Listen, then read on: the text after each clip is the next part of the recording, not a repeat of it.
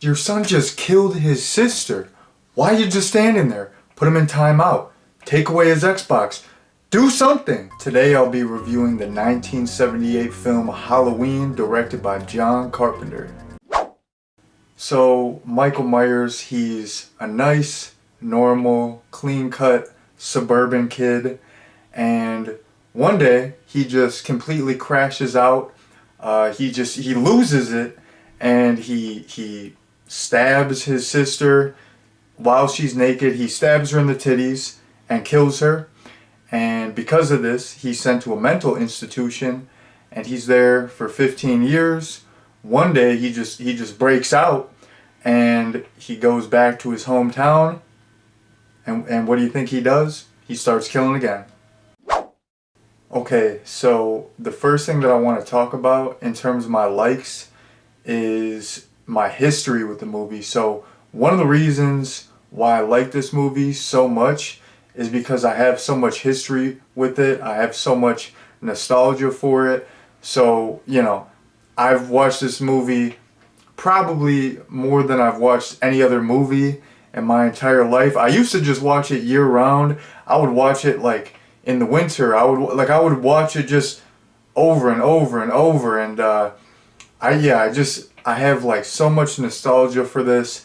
I would always watch it on AMC. I don't know if you all watch it on AMC, but AMC, they would play horror movies throughout October, and on the day of Halloween, they would always play the first Halloween, and I would always catch it. I would sometimes watch it multiple times, but I loved watching this, and this was like one of the first real horror movies that I got to see because, I couldn't watch R-rated movies. I would watch like Goosebumps and stuff like that, but I couldn't watch like, the big boys like Freddy, Michael, Jason. I couldn't watch any of that. But these ones just happened to be on TV. Like I never caught Friday the 13th on TV. I never caught Nightmare on Elm Street on TV. But for some reason, Halloween 1, 4, and 5 would just play on repeat on AMC, so I would always watch the first Halloween. So I love this. I have like a deep love for this movie because I've seen it so much and I have so much history with it. Okay, another thing that I want to talk about in terms of likes is Dr. Loomis. Dr. Loomis is, I don't know, he's the lifeblood of this movie. He's the lifeblood of this franchise. Like, I don't know, the sequels that like after he passed, they lost. You could tell like they lost something. They lost the magic. Donald Pleasence he always kills it. He takes these movies seriously, and he just kills it. His delivery, he embodies the character. He's perfect, and all his little speeches, they're just so iconic. Like every time, like Loomis just trails off into a speech, I'm just like, I'm just like so absorbed. I'm just like hyper focused. I'm like, I gotta listen. I gotta pick up what this man is putting down, because he's got the best speeches. Speech game maxed out. Speech game on 100,000. I love Dr. Loomis. I met this 6-year-old child with this blank, pale, emotionless face and the blackest eyes, the devil's eyes. I spent 8 years trying to reach him, and then another 7 trying to keep him locked up, because I realized that what was living behind that boy's eyes was purely and simply evil. Another thing that I want to talk about in terms of my likes is something that I was thinking when I was watching the third act. I gotta kind of give you a little background to explain this. So I was kind of thinking about, the fact that this is in the suburbs, and a lot of, I'm like talking all over the place, but yeah, this movie is in the suburbs, and like a lot of movies are scary because you're in an environment that you don't know. You're like in the woods, you're like far away from home, you're like away from, civilization. This movie, it's like right in your backyard. Like you're in a place that should be safe. Like I'm getting back to what I was gonna say. So in the third act, Laurie is like banging on doors, and she's in a densely populated area. It's not like she's in some rural area where there's not a house for like 10 miles. Like, she's in a densely populated suburb. She's knocking on doors.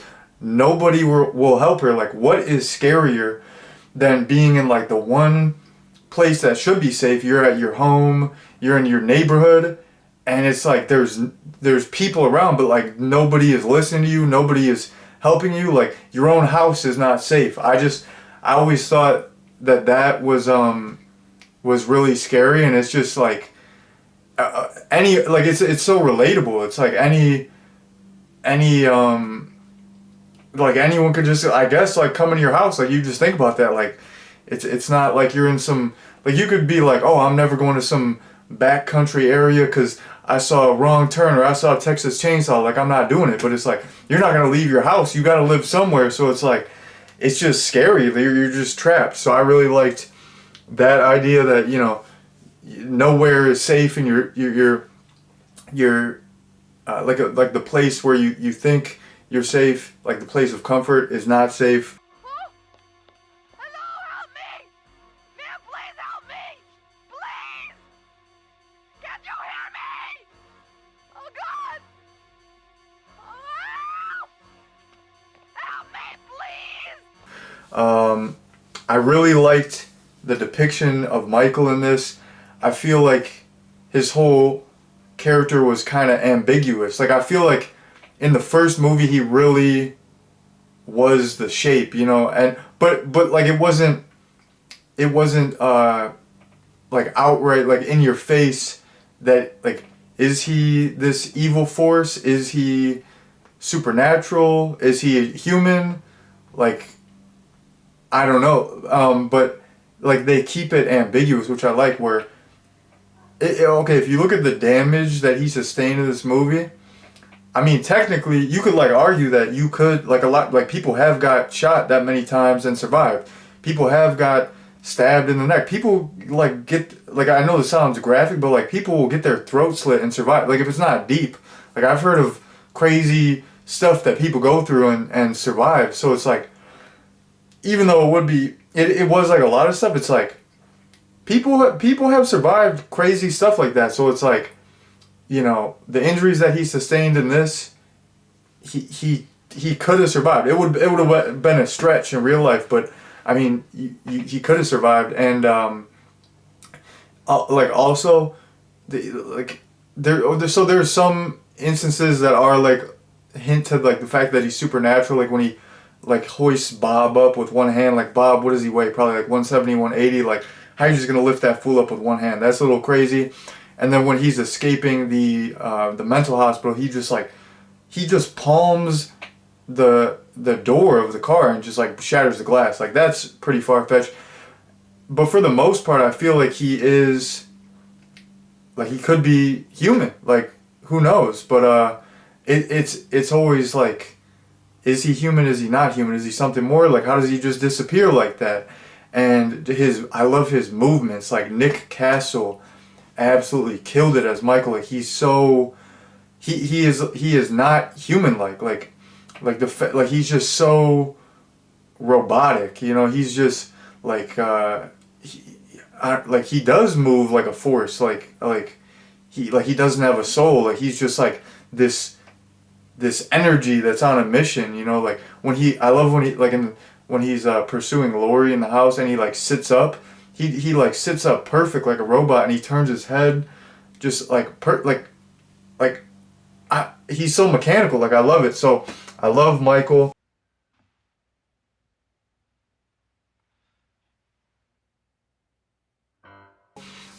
And then the last thing that I want to touch on for my likes is this movie. The, like, one thing that actually, wait, I have two things in one. So first thing that I want to shout out is I really liked the fact, like, John Carpenter's editing in this. I like the fact that it seemed like he didn't cut too much. You know, like a lot of movies you see nowadays, there's like so many cuts, and it's like the pacing of the editing is very fast.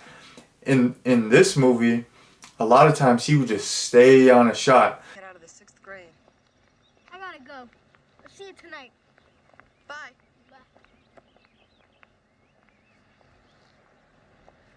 Wish I had you all alone, just the two of us.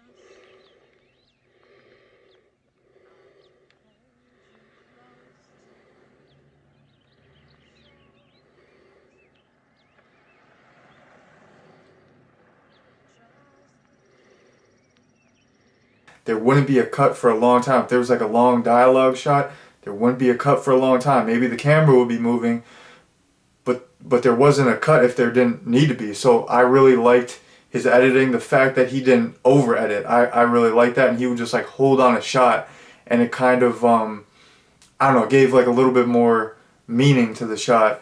And then another thing that I want to talk about in terms of like, you know, something else that's kind of in that line. This movie it's like the epitome of delayed gratification. It's a slow burn. I always love the fact that this is slow burn, and I feel like the payoff is so worth it. You know, it's like so like a lot of movies jump the gun, or they're just like crazy throughout, and you almost get like tired. It's like you like fatigue sets in. You're like, okay, like another guy is getting his head chopped off, something's exploding. It's like, I already saw this in the first 5 minutes. It's like you already showed me all the cool stuff. Like what, like why am I staying here and watching it? Like this movie, it makes you like work for it. It's like, okay, we're gonna give you a little bit, we're gonna give you a little bit, we're gonna give you a little bit, and then the payoff, like the last 20 minutes, is just so worth it. And I feel like it like the fact that it does kind of take longer to set up. It makes it makes you really value the, you know, like the action-packed third act once it hits. You know, it's like it's almost like if you're like on a diet for like a really long time, and then you eat a sweet treat, you're like, damn, that was the dankest brownie I ever had in my life. But if you just had a brownie every day, it'd be like, it's whatever. So I don't know if that analogy was good, but yeah, I really like that this movie is a little bit slower, and it's a great slow burn movie. Okay, so now I'm going to be talking about my WTF moments, and my first WTF moment is when Loomis and Brackett are in the Myers house, and Loomis whips out his gun before Brackett. Standing on the lawn, he could have seen inside.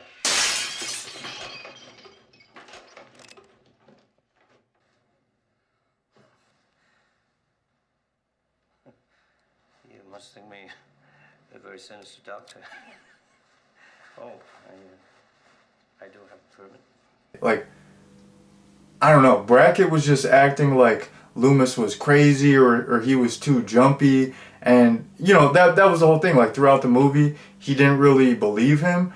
But if there could be this killer on the loose, and you do hear a noise, or you think someone's coming through the window, like if you're a cop, why are you not gonna at least whip your gun out? Of course you're not gonna have your finger on the trigger or anything. You don't necessarily even have to like point it, but like whip it out just in case. Like I feel like Loomis was on tip, he was ready for action, and Brackett, he's supposed to be a cop. Like why is he not whipping out his gun and he's looking at Loomis like he's crazy? Like what if it was the guy? I know he doesn't believe him, but I just thought that was crazy. Like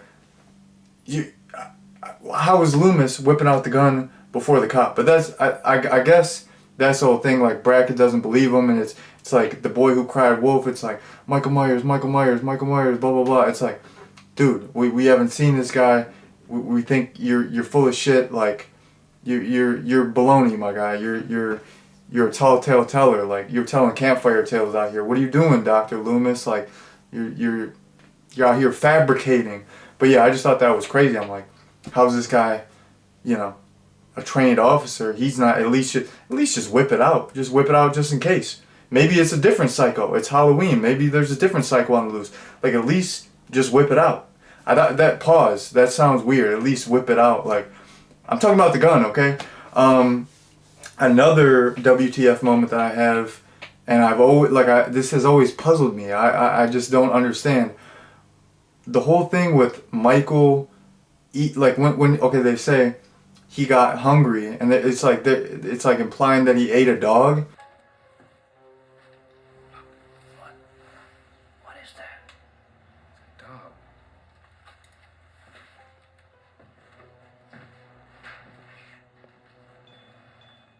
It's still warm. He got hungry. Like I just can't imagine Michael eating a dog. Like whenever I picture that in my brain, of course it's like sick and it's effed up and it's supposed to show that he's like animalistic and that he's not really human and he's detached and he's just, you know, it's not like he's eating Pop-Tarts and eating fun stuff. Like he's just eating for fuel. He's just like killing anything just to keep going. He's just like he's just this force. But I'll just try to picture it in my head and it just looks silly. It's like, so Michael is just eating like a raw dog. He's just raw dogging it. Like he's just stabbing a dog and just eat it. Like he's just sitting there. Like, does he have blood all over his face? Is he like, when he have blood all over his hands? Like when you see him unmasked later, he's not all bloody. And it's like, I don't think he really bathes like that. So I think I'm overthinking it. But I like, it's just that scene. Like always, like I'm like, he was just out here eating dogs. Like what was this fool doing? Like, I don't know, like it would maybe be a little bit more believable if he ate a squirrel or something, but like how much of the dog did he eat? Did he eat the full dog? Like, or did he meal prep it for other days? I don't know. But yeah, that has always puzzled me. I got a pretzel in my head. I'm confused. I don't know. Those are my WTF moments. Okay, so in terms of a rating, I'm going as high as you can go with this. I'm going 10 out of 10. Like I said, I have a ton of history with this movie. I've seen it probably more than any movie I've seen in my entire life. It never gets old. I think it's a classic.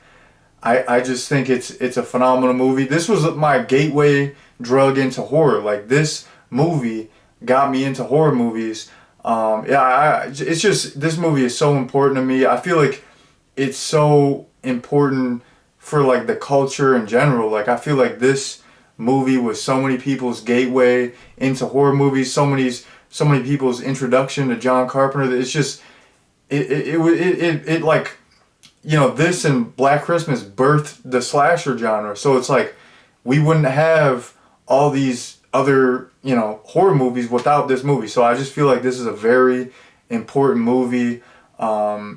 You know, it was a trailblazer, a trendsetter, and we like pretty much like every movie that came after it, you know, not every horror movie that came after it, but so many horror movies were influenced by this movie. You got to give this movie its props. I'm going with a 10 out of 10. Alright everybody, that's been my review. Thank you all very much for watching, and peace out.